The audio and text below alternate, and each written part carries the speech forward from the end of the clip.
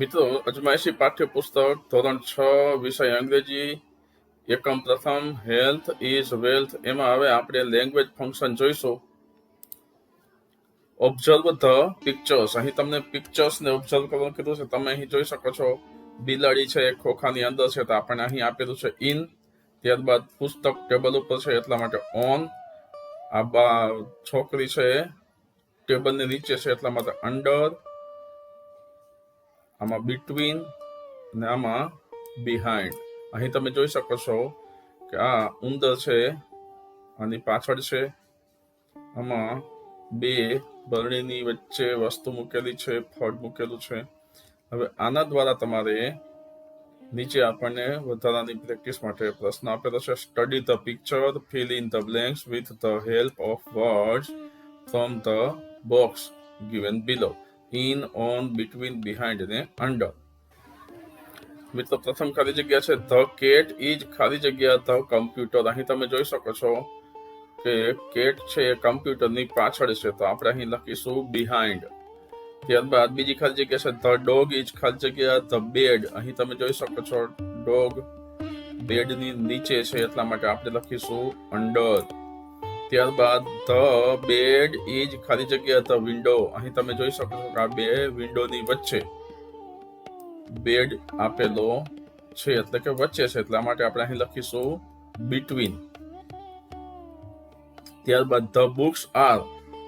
અહીં તમે જોઈ શકો છો બુક્સ છે એ ખોખાની અંદર છે, બોક્સમાં છે તો ઇન ધ બોક્સ, ઇન આવશે.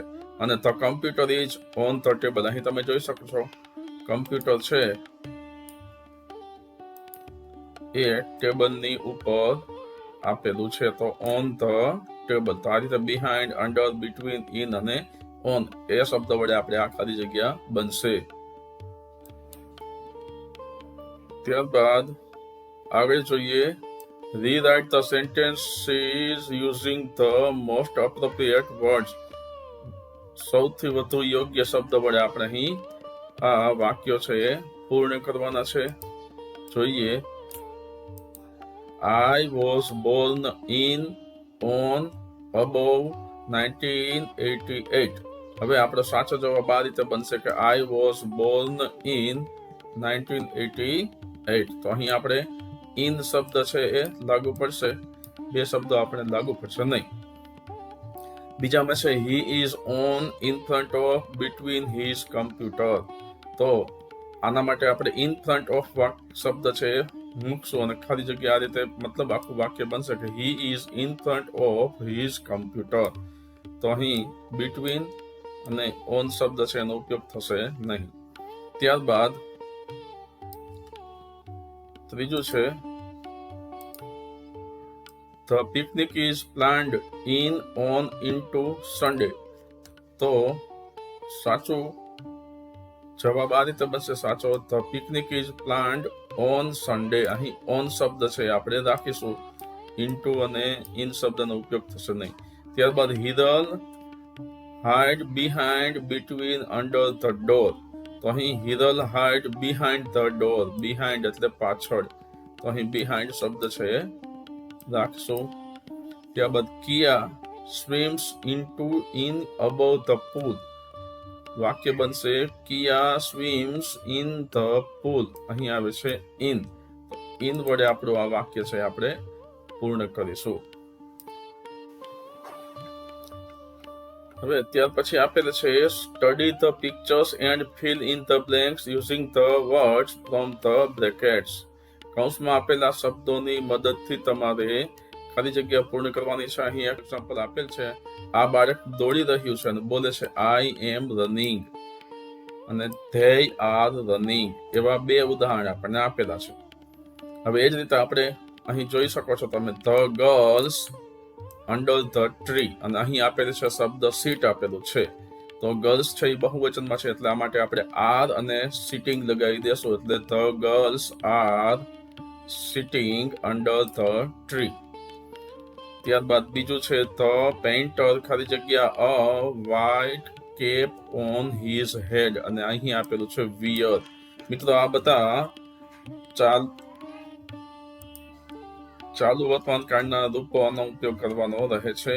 ધ પેઇન્ટર એક જ છે પેઇન્ટર, એટલા માટે હિઝ એવું રીતે આવશે. The painter. મિત્રો બીજું વાક્ય છે the painter is wearing a white cap on his હેડ.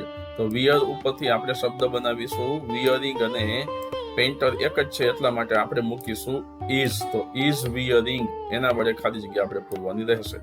ત્યારબાદ આઈ ઓન ધ પાથ, અને અહીં વોક આપેલું છે તો વોકના બદલે આપણે વોકિંગ કરીશું, અને એક જ છે એટલા માટે આઈ એમ વોકિંગ. તો અહીં એમ વોકિંગ વડે ખાલી જગ્યા આપણે પૂરીશું. તો આ રીતે ખાલી જગ્યા બનશે I am walking on the path. ત્યારબાદ આગળ આપેલું છે fill in the blanks using the words from the brackets. I am going to watch a movie at the theatre. અહીં ગો શબ્દના ઉપયોગમાં આપણે યોગ્ય રૂપ બદલીને વાક્ય બનાવવાનું છે. તો આઈ એમ ગોઈંગ આવેલું છે. એ જ રીતે વી અહીં આપેલું છે પ્લે. તો we are playing in the near by park. તો વી આર પ્લેઇંગ, વી બહુવચનમાં છે એટલા માટે આર આવશે અને પ્લેઇંગ આવશે. ત્યારબાદ Pratham is singing at the function. Sing નું બને છે સિંગિંગ. પછી પ્લે નું બનશે પ્લેઇંગ. તો ગર્લ્સ આર પ્લેઇંગ ચેસ. તો અહીં ગર્લ્સ બહુવચનમાં છે એટલા માટે આર અને પ્લેઇંગ આ રીતે આવશે. ત્યારબાદ ધ ટીચર એક જ છે એટલા માટે ઇઝ આવશે, અને ટીચ ના બદલે ટીચિંગ બની જશે. The teacher is teaching the students. અને છઠ્ઠું છે I am reading a story book. Read ઉપરથી રીડિંગ બનશે, અને I am reading a story book એવું વાક્ય બનશે.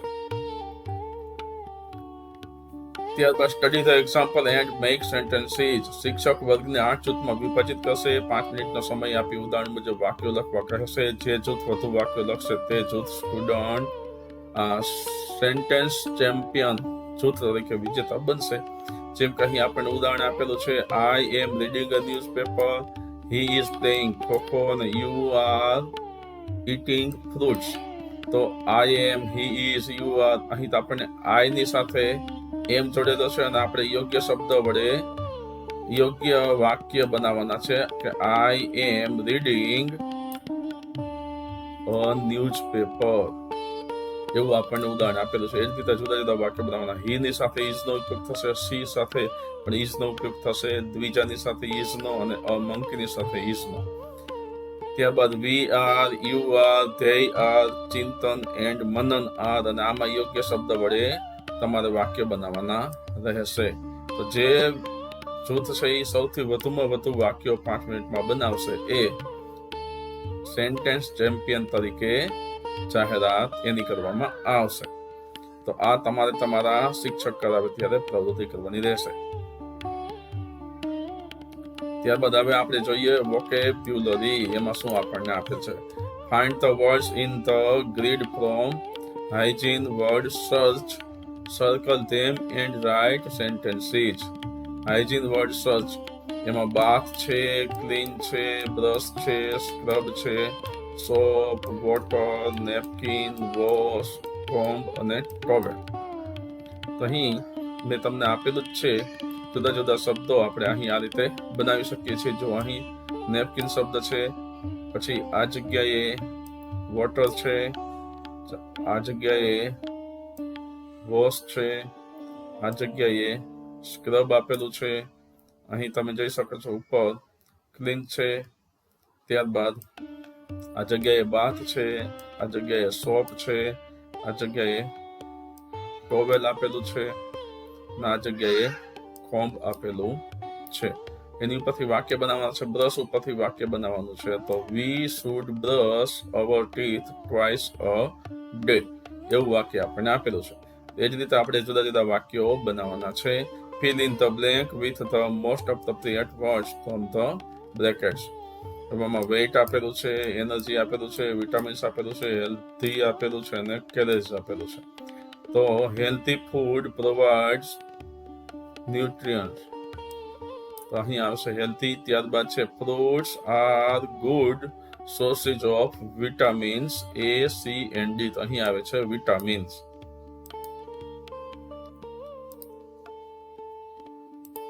ત્યારબાદ eating too much sugar can lead to gain weight. ત્યારબાદ અહીં weight શબ્દ આવે છે અને ચોથામાં junk food contains much calories. ત્યારબાદ healthy snacks give energy to our body. તો આ રીતે healthy, vitamins, weight, calories, energy એના વડે આખાની જગ્યા આપણે પૂરવાની છે. વીટ અને વીટ બોલીશું આપણે. ત્યારબાદ arrange the letters and make meaningful words. Write appropriate number. અહીં તમારે એક ઉદાહરણ આપેલું છે, અહીં એક કરેલું છે. એક છે MAOTTO. એની ઉપરથી આપણે યોગ્ય શબ્દ બનાવવાનો છે. તો આના માટે શબ્દ બનશે ટોમેટો.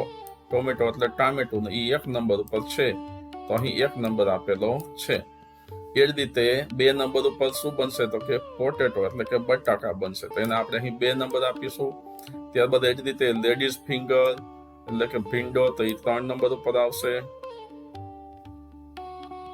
તો અહીં 3 નંબર છે. બરાબર. પહેલા તો આપણે બધાના યોગ્ય શબ્દ બનાવી લઈશું. ત્યારબાદ ડુંગળી એટલે અનિયન, વટાણા એટલા માટે પીસ, ગાજર માટે carrot, lady finger bitter guard એટલે કારેલા. મિત્રો અહીં કારેલાના બદલે દૂધી આપેલું છે. દૂધી માટે બોટલ ગાર્ડ એવો શબ્દ ઉપયોગ કરવામાં આવે છે, પરંતુ અહીં કારેલાના બદલે દૂધીનું ચિત્ર આપેલું છે ને આમાં શબ્દ આપેલો છે બીટર ગાર્ડ. તો આપણે અહીં અત્યારે કારેલાના બદલે દૂધી છે એટલા માટે બોટલ ગાર્ડ એવી રીતે લખીશું. ત્યારબાદ કોર્ન એટલે મકાઈ, કેપ્સિકમ એટલે શિમલા મરચું, કબીજ એટલે કોબીજ, બ્રિંજલ એટલે રીંગણ, કકમ્બર એટલે કાકડી, પમ્પકિન એટલે કોળું, બીટરૂટ એટલે બીટ, સ્પિનચ એટલે પાલક અને રેડિશ એટલે મૂળા. તેનો યોગ્ય ક્રમ આપણે આ રીતે અહીં આપી દીધેલો જ છે. ત્યારબાદ એક્ટિવિટી આપેલી છે. શિક્ષક વર્ગને 4 જૂથમાં વિભાજિત કરશે અને એક પુસ્તક લેશે અને ડેસ્કની આસપાસ જુદી જુદી જગ્યાએ મૂકશે અને એનું સ્થાન સમજશે. Example, the book is on the desk, the book is in front of the desk. આ શિક્ષક છે તમને તમારી આ પ્રવૃત્તિ કરાવશે. મિત્રો હવે હેલ્થ ઇઝ વેલ્થ એકમ પ્રથમ એમાં સ્પીકિંગની પ્રવૃત્તિ આપેલી છે. આ શબ્દનો ઉપયોગ કરીને તમારે આ ચિત્ર વિશે બોલવાનું છે, આ ચિત્રનું વર્ણન કરવાનું છે. અહીં તમે જોઈ શકો છો રસોડાનું ચિત્ર છે, જુદા જુદા ફળ પડેલા છે. બરાબર. તો આની ઉપરથી આપણે આ રીતે વાક્ય બનાવી શકીશું. આ શબ્દનો આપણે ઉપયોગ કરવાનો છે. Mangoes, બનાનાસ, grapes, oranges, apples, potato, આ બધા શબ્દોનો ઉપયોગ કરીને આપણે વાક્ય બનાવવાનું છે. અને એ રીતે બોલશું કે this is a picture of a kitchen. There is a boy and a girl in the picture. ત્યારબાદ છે they are happy and smiling. ત્યારબાદનો આ વાક્ય છે there is also a mother cooking food. One more girl is clapping and laughing. There are many fruits on the table. I see mangoes, bananas, grapes, oranges and apples. There are also many vegetables. I see potatoes, onions, bitter gourd, cauliflowers, cabbage, and tomatoes. There is some salt and coriander powder too. Everyone is enjoying together in the kitchen. તો આ રીતે આપણે વાક્યો છે બોલી શકીએ. ત્યારબાદ do it your self, તમારે તમારી જાતે લખવાનું છે. હેલ્ધી ફૂડ વિશેનો ચાર્ટ તમારે તૈયાર કરવાનો છે અને એના વિશે એક પેરેગ્રાફ લખવાનો છે. અહીં હું તમને નીચે આપું છું. તો આપણે હેલ્ધી ફૂડ એના વિશે આ રીતે ચાર્ટ બનાવી શકીએ. હેલ્ધી ફૂડનો ચાર્ટ છે. ફૂડ છે અને ફેરીએ શું કહ્યું છે એ આપણે જોઈએ. તો કેરટ તો હેલ્ધી છે, સ્પિનચ છે હેલ્ધી છે, એપલ્સ છે હેલ્ધી છે, બીન્સ છે હેલ્ધી છે, ઓરેન્જીસ છે હેલ્ધી છે, પીઝા, બર્ગર અને નૂડલ્સ છે અનહેલ્ધી છે. હવે આપણે પેરેગ્રાફ આ રીતે લખી શકીએ. Healthy food is essential for our growth and well-being. It includes fruits, vegetables, beans, and grains, which provide vitamins, minerals, and energy for our body. Eating healthy food keeps us strong, active, and protect us from illness. While it is okay to enjoy treats like pizza or burger occasionally, our main diet should be full of nutrients and natural foods. તો આ રીતે આપણે આ paragraph બનાવી શકીએ. મિત્રો, આ સાથે અહીં સંપૂર્ણ એકમનું સોલ્યુશન છે આપણે જોયું. તો આવા જ અન્ય વિડીયો મેળવવા માટે મારી યુટ્યુબ ચેનલને તમે સબસ્ક્રાઇબ કરજો અને તમારા અન્ય મિત્રોને આ વિડીયો શેર કરજો. ધન્યવાદ.